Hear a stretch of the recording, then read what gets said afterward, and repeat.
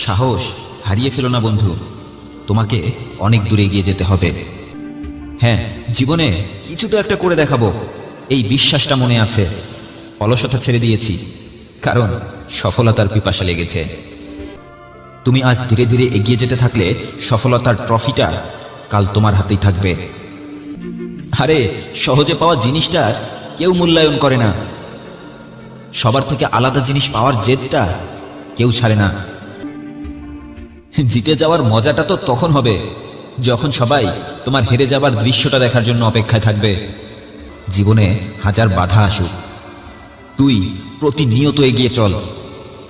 দেখে নিস, দিন শেষে তুই সবার সামনে দাঁড়িয়ে থাকবি কাল। তোমাকে নিয়ে মানুষ সমালোচনা করলে মন খারাপ করো না, কারণ সমালোচনা আর আলোচনার যোগ্য সবাই হতে পারে না।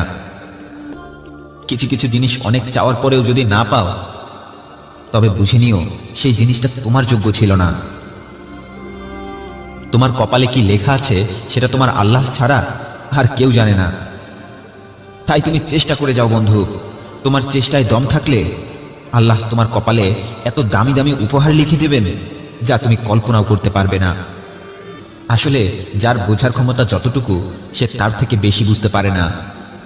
আবার এটাও ভাবছো মানুষ কি বলবে, তাহলে তুমি এটাও মনে রেখো, তুমি কিছু না করে বসে থাকলে তখন সেই মানুষগুলো কি বলবে। হ্যাঁ, মানুষ তো কথা বলবেই।